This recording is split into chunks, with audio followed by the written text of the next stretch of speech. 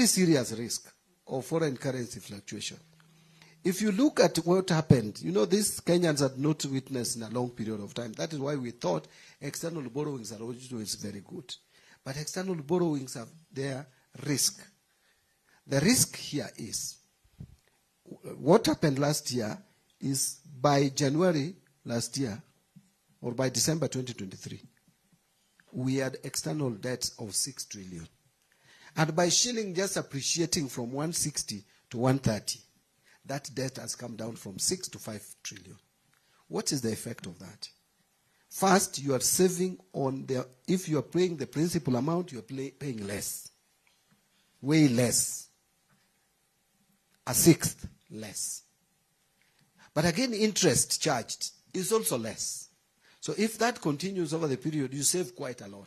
Again, in that area, we are saving. So that risk also you must balance off with the risk of domestic debt and see where you are. So I think that I've explained even the dollar effect that Mheshimiwa you asked. But we can't go too low also. We can't also allow the shilling to appreciate too much. In fact, our assessment is that the shilling at 130 is the most reasonable for our economy.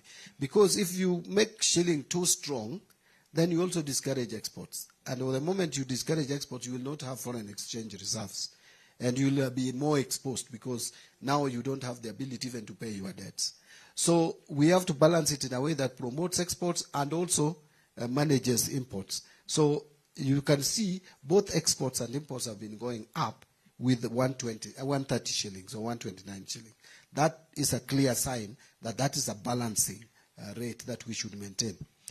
On, well, I think we have talked about sessional paper, but I agree with you. I think I need to get more to engage. But again, some of these things is just by sitting down with your colleagues and discussing, like when Honorable Kenaim, you came with your team to us. What we need to do now is to see, is there some deliberate efforts to mainstream that into the budget? What can we do? We may not do everything in 1 year, but we need to reflect inclusivity in our budget. Because it's expounded in our, including even the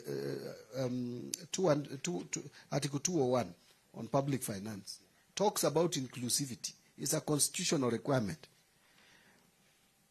Enticing Kenyans coming back. Can I just say something? I hope it will not be too controversial, you know. We have the media here, but it's okay.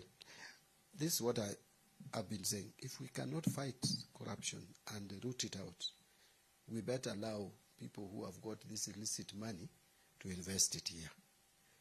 Because, you see, they are stealing this money and escaping with it to Dubai and developing Tanzania, Dubai, and employing people there. What if that money which is building a mall in Tanzania from a Kenyan was building a mall here? How many Kenyans would be employed? So I was saying, the most desirable, fight corruption, root it out.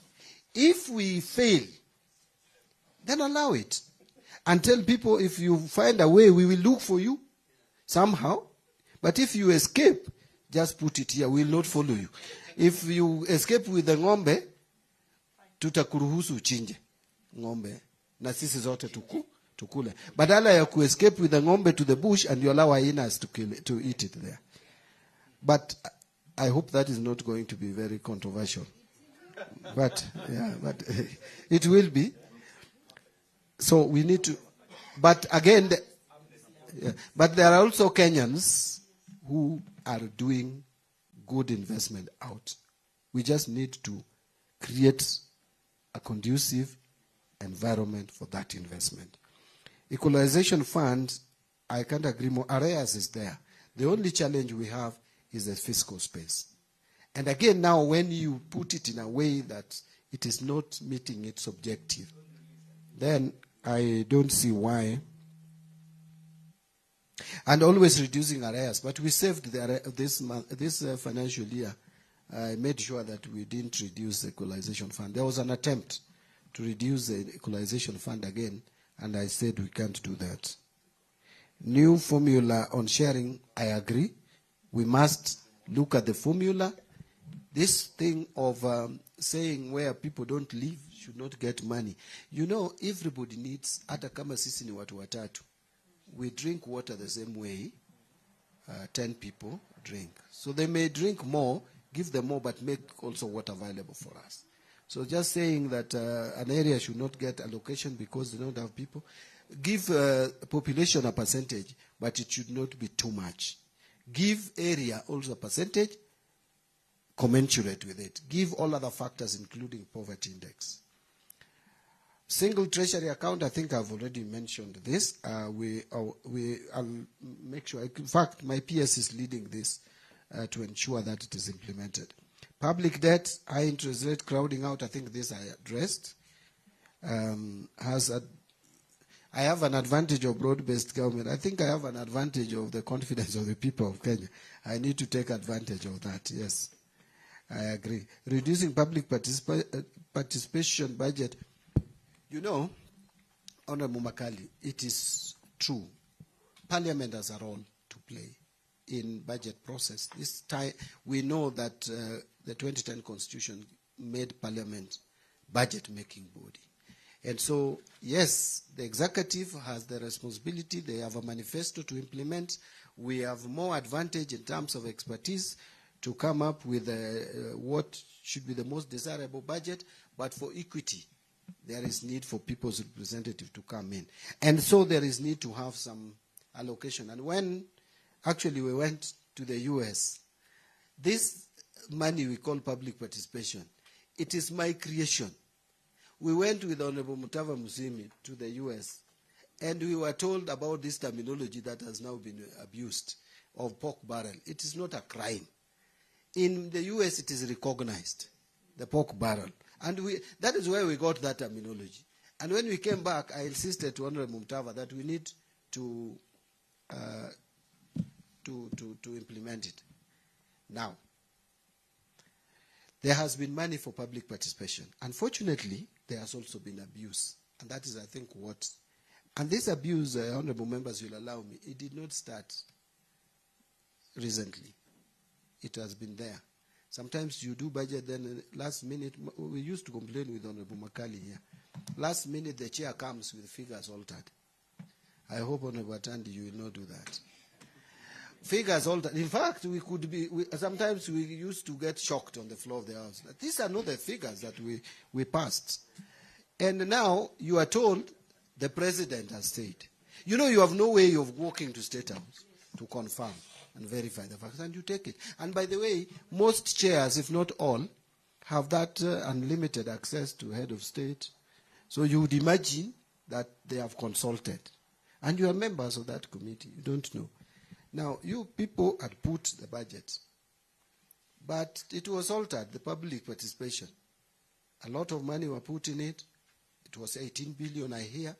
When Gen Zs revolted, it came down to 12.9. Now, a lot of it were in areas that were not making a lot of sense.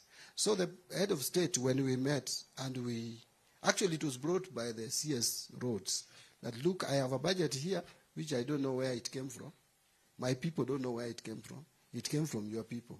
And the head of state told me, CS, this money, reallocate. I had no reason to object to that. But I think we left something out of that. Let me not go into the details.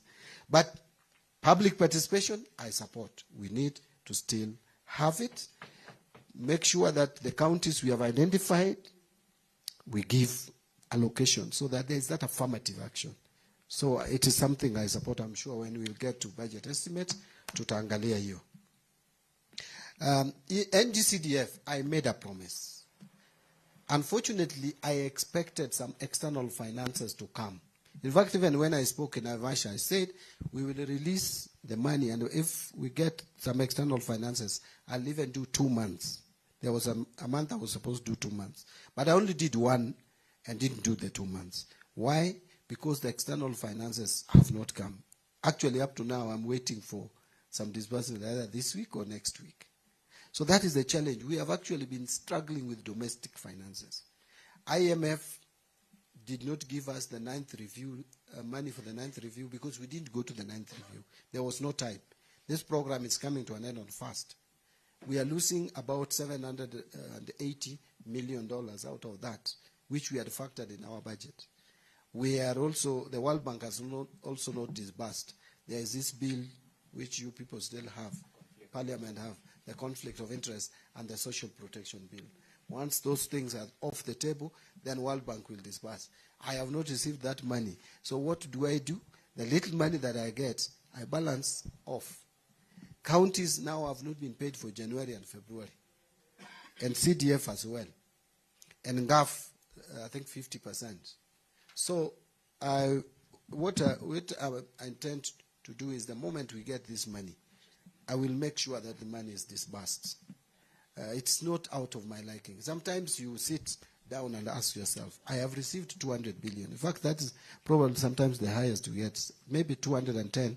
Like this month, I'm looking at the progress, we may hit 210.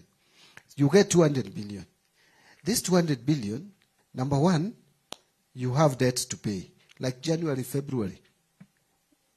1 month, you are paying 55 billion shillings, Chinese loan. Month of January and February is very bad, including March, for the Chinese loans. That is the time we pay them.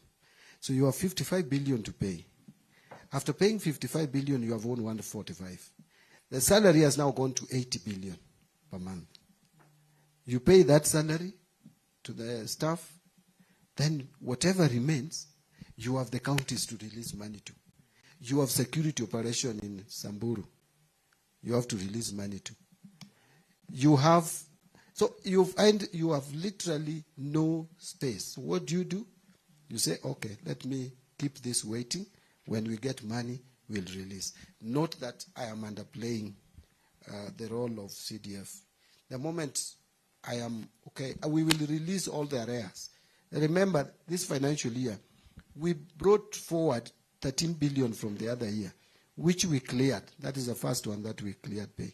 In fact, if that money was not there, by now I would have been over 50% in terms of paying CDF, probably.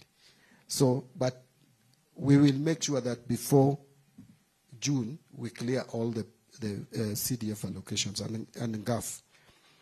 Honorable Pukose, how did we arrive at the amount of 405? We just did, first we looked at what must be paid. Then we looked at what is remaining. And we are looking at also the costs of the counties in terms of costing of the functions. And we feel 405, which is an improvement from 387 in this year to 405. That is 18 billion more. We thought if we add counties 18 billion more this financial year, they would be able to run their activities. It may not be adequate, but there is no money. How will Trump administration impact? It impacts because the support that that U.S. has been giving us through USAID, though not within the budget, it's off budget, but provides essential services like health, some malaria, TB, HIV. All these cumulatively, including education, agriculture, is 52 billion. So we will just have to rearrange our budget. Those critical ones, maybe others will suffer, like support to democracy, where they have been supporting IBC.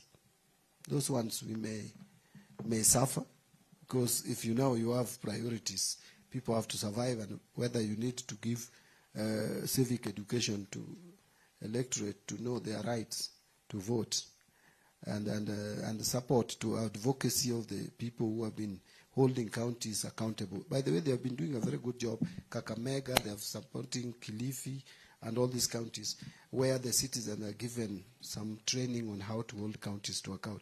Those ones may suffer, but the essential ones will have to be maintained. They have indicated that they will not reduce their funding for some food support, especially in Kakuma, Dadaab, and others.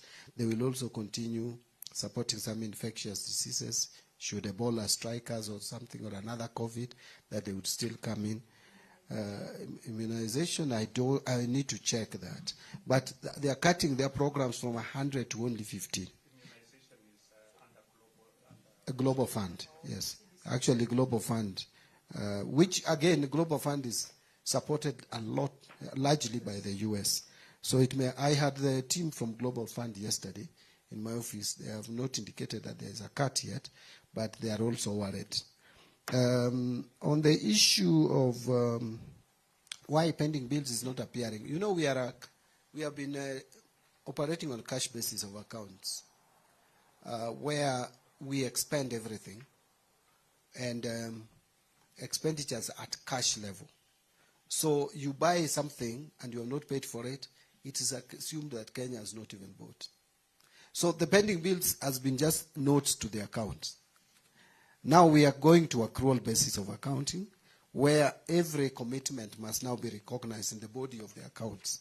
So that is why even in the budget you don't bring the pending bills, because they are not things that are paid, but we only recognize them as a footnote to the accounts. So that's why because we are moving to accrual, we wanted to ascertain the exact pending bills so that we capture them in our accounts going forward.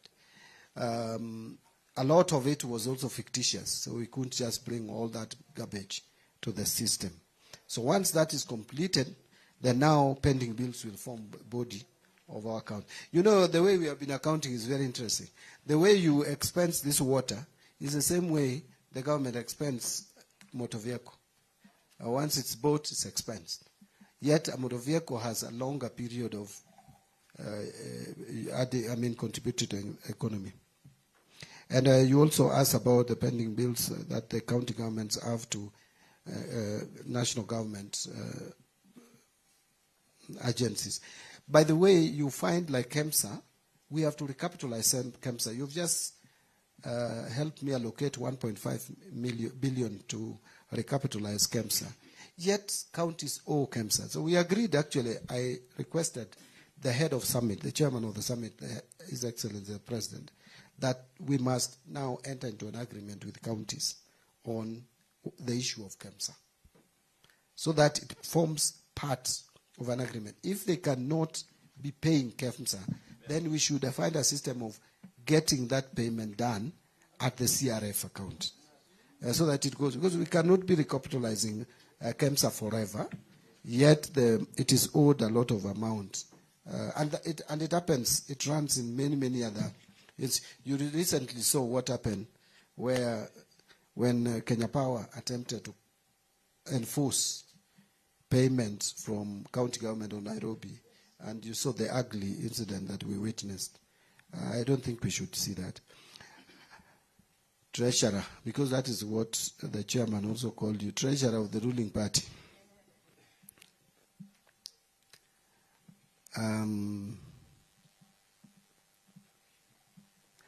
Securitization of the 7 shillings, you have just commended the government. By the way, when I took up this appointment, the first thing that I said, and which I mentioned to the president, is that if we cannot deal with the pending bills, especially in the road sector, then Kenyans will not appreciate however much we offer services. By the way, look around. This government, and I'm not, si kukutetea serikali, but kusema ukweli. Look at the markets being constructed in this country. I think it is more than any other time in the history of this country. If you look at the housing projects, better than any other time. If you look at TVET's construction, it's almost everywhere you find. So almost everything is being done. But ask majority of the people, they will still tell you, hatuoni, hii serikali inafanya nini? So one of the reasons is majorly because of roads. You know, roads as a life, as a connection with people. We went to the president to Nyateke, and he took something to me which is economically changing the lives of the people, supporting rice farming in that area. And people are clapping for him. He's saying, I'm bringing you, we are going to give even money to mop up rice and all that and all that. And they are saying, before he finishes. Lakini barabara ya kwenda Muhuru, unasema nini? Mpaka the president, juzi aliniuliza, make sure the road to Muhuru is in the budget, from Masara to Muhuru. Road has a connection with the people. So we had to take a conscious decision. It was really resisted by these people. This, you know, I'm nowadays the headmaster of Mandarins. The Mandarins, my Mandarins are the treasury. Really? Is that correct? Actually, I will tell you, I almost became a lone ranger at the treasury to support this securitization. And I had to convince my team to support it. We supported it. I said I'm going to support it to the end. And it is something I support. In fact, I told them, I am ready to go to jail for securitizing 7 shillings to give Kenyans money to pay contractors. If it is found that I have violated any law, Constitution, PFM, please jail me for making money available so that our roads are done. I come from a place where there are no roads, and I know how we are suffering. So that is something that I was very deliberate on. Fortunately, the CS roads was equally so committed and sold into it. I think I have only 2-3 more questions. The one, how can we make sure that Kenyans get more disposable income? 2 ways. Now we are dealing with the pending bills. I don't want to go back to it. But the reduction of interest rates that banks charge to Kenyans is one way of giving Kenyans disposable income. How? Businesses will now be able to borrow and expand, and they will be creating jobs. If you had one outlet and you create a second one, definitely there will be Kenyans working there. They will have money in their pocket. One of the challenges we are facing, Chairman, is not even that there is a reduction in our income, in our salaries. You can earn the same salary, but if you are going to feed 5 other people with that salary, you will feel like your disposable income has shrunk. So we must help more Kenyans get income in their pockets. Lastly, direct taxes. We cannot continue increasing rates on direct income, employment income, direct taxes. Direct taxes have the potential of reducing disposable income, which again now reduce demand for goods and services, which then will reduce, as Honorable Makali told you, production, which then reduce employment. And the cycle is just, you get up to almost a cycle of poverty. Now, if you check what we did with the bill that you passed that is now a law, we have done something. Like someone who is earning 100,000, Honorable Pukose, the 2 levies that people are complaining about, the housing levy and SHA, take 4.25%, isn't it? So 4.25%, sorry. There is 2.75 and 1.5 of housing levy. So it takes your 4.25. This 4.25 of 100,000 is 4,250. That is the additional that you contribute. However, now, that money, if it didn't go to SHA and it didn't go to housing levy, you are paying tax on it of 30%. The moment you gave a relief to Kenyans that this money now will not be taxable, the effective amount that Kenyans are losing if you're earning 100,000 is not 4,250, but is 70% of 4,250, which is 2,975. But remember, there was NHIF you were paying before SHA came into effect. And for those who are earning 1,800, the 100,000, they were paying 1,800 to SHA, to NHIF. Now that is not being paid today. So 1,800, if you remove even the tax out of it, it is about 1,500. If you remove that from 2,950, you remain with only 1,475. So with what you did, which you should be very proud of, you provided a relief on a Kenyan who was paying about 4,000 more to only paying now 1,400 more. Yeah? So what we may need to do is, can we go back to where probably before the tax adjustments of 2023 were? And it is possible. We are looking at those options. Once we put them together, we will present them before you or the Finance Committee for ratification. Where will we get money for SGR? This is our discussion, that SGR terminating at Naivasha is not adding much economic value to this country. Uganda is already putting up their SGR side from Malava. It will not make sense if the SGR does not reach Malava and Uganda has invested so much money. And the reason why we wanted this SGR to be done was to open up Kenya market up to the west, open Uganda market, and in fact, Rwanda is very ready to also receive that SGR and do it all the way to Democratic Republic of Congo. Now, you will have a market from Mombasa all the way to Congo. You will open the whole of this region. But then, how do we fund it? This is the discussion that is going on. The discussion is that the current SGR, we are supposed to, over 80% of the loan is going to be paid up to 2029. Okay? Now, it is possible for us to negotiate a loan agreement with China for the component of this SGR with a grace period up to after 2029. So that is one.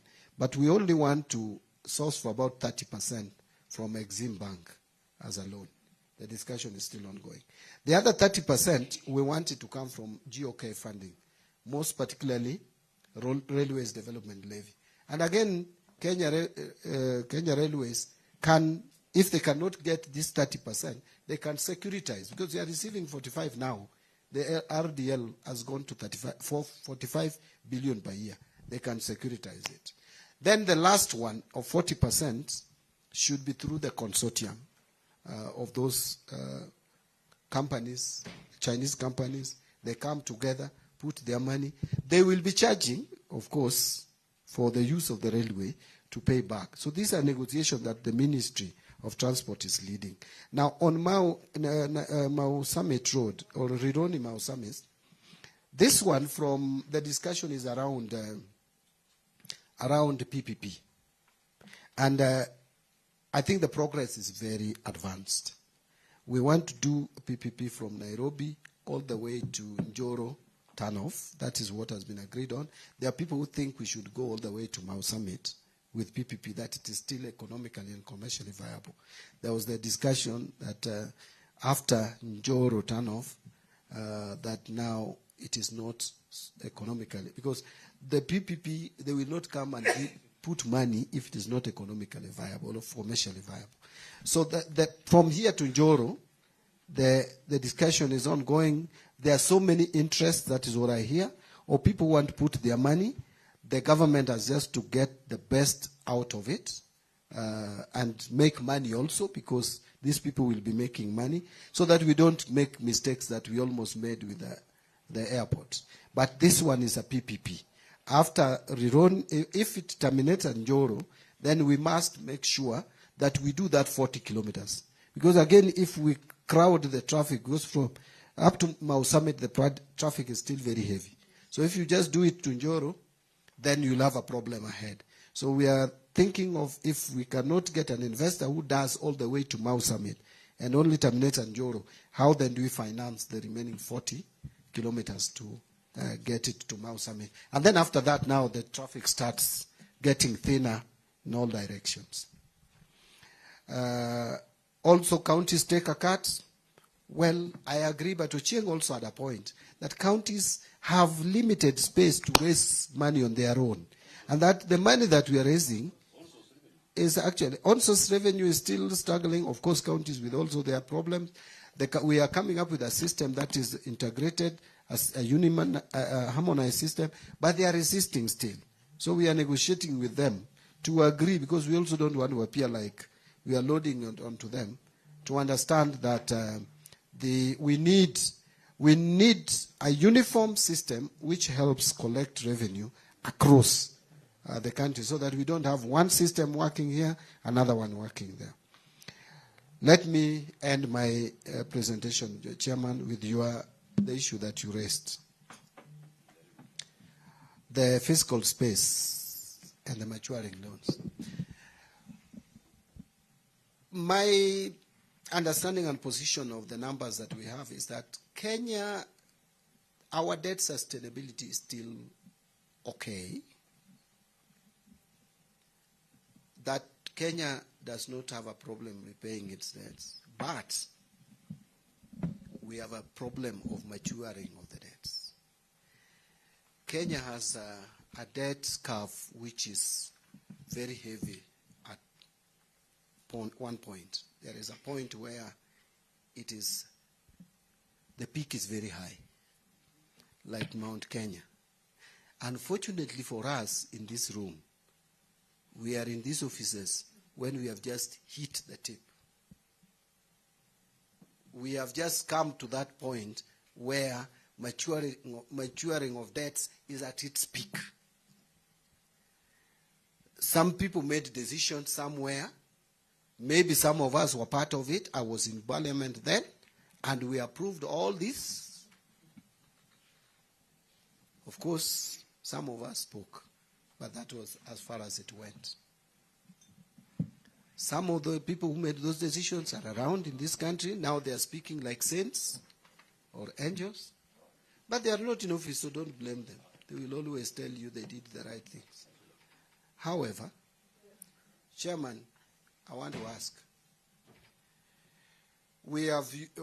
Let's not talk about multilateral loans.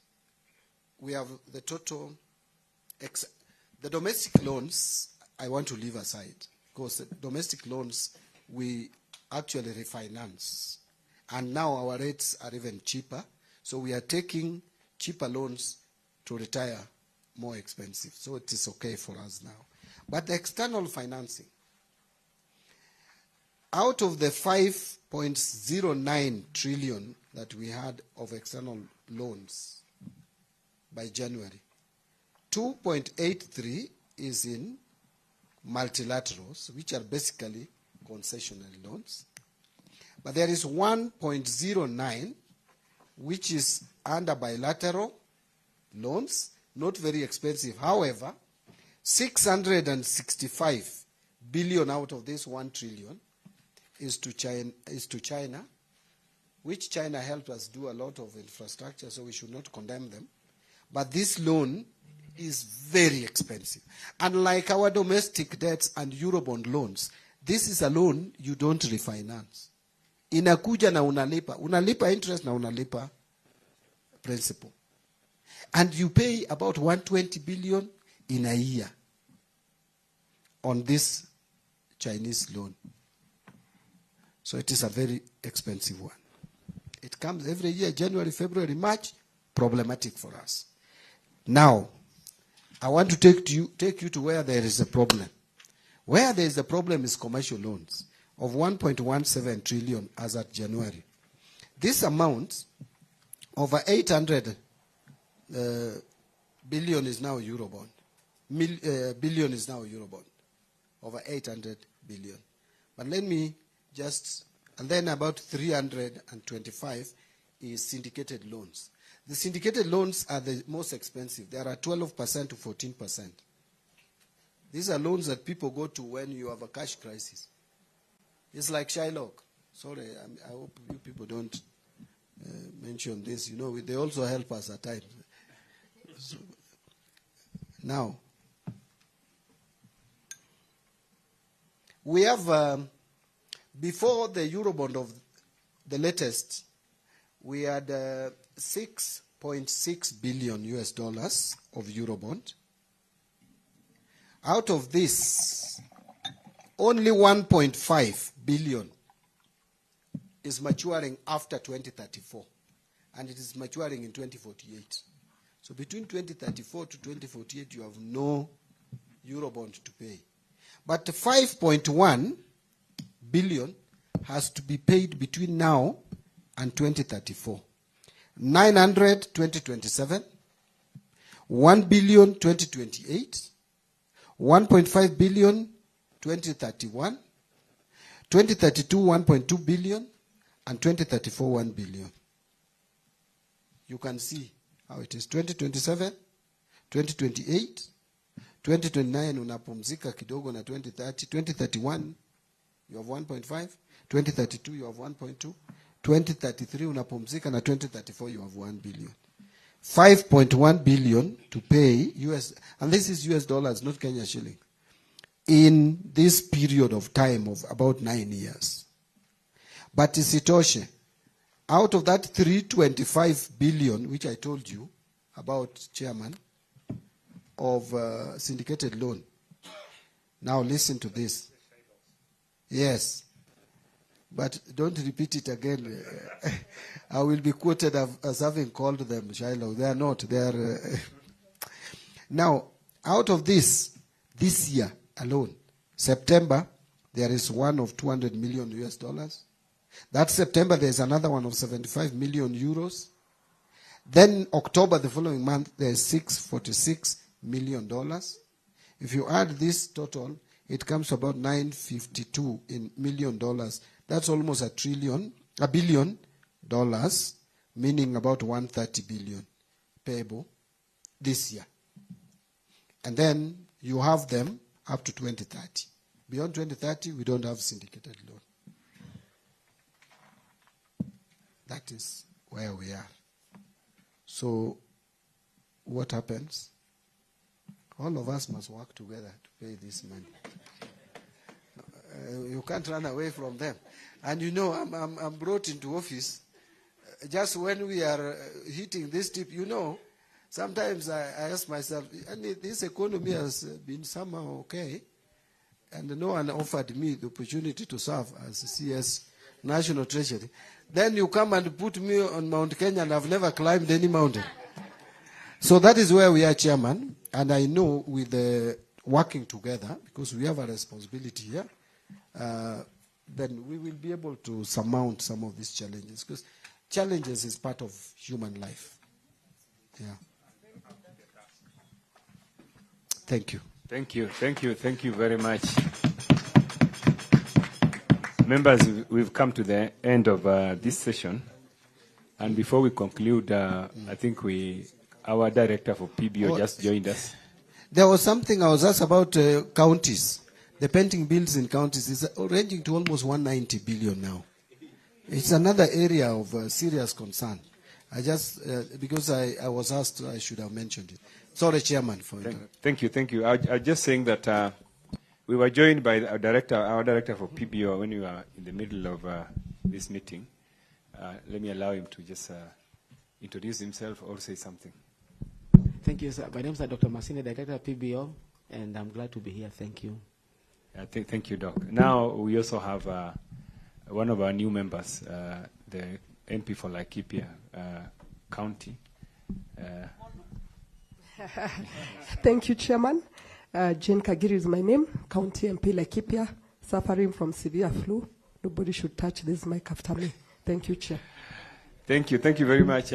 Jane is one of our new members of this prestigious committee. Jane, we welcome you, and sorry for the flu. Chairman, CS, sorry.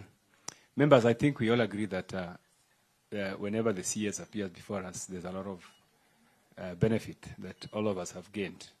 I know you know that now you have been empowered even more. So we want to thank the CS for appearing today, and we want to assure you, the CS, that we are going to work together with you to support you. We know the difficult environment you're operating in, but I know this committee is willing to work with you to ensure that the country becomes a better place for all of us. We will never exhaust the issues that we have in one sitting. And as I said earlier, Waziri, that we would request you in the near future so that we can be able to indulge us in maybe a 2-day conference, so that we can be able to raise all the issues that we have with you, and then your team can also be able to help us empower this committee better. So we are going to be consulting with the office to see whether this can be done as quickly as possible. And also as part of the orientation of this new committee, we have new members of the committee who have not interacted with the budgets or matters of the economy before. So I think it would be very important helpful for us to get that opportunity. Members, thank you very much for coming in your large numbers. We are going to continue in the afternoon and even tomorrow because we have meeting Council of Governors and Commission on Revenue Allocation. Thank you very much, Waziri. We adjourn and we request you to take for a photo session with us outside before you leave. Thank you. And also lunch. Thank you.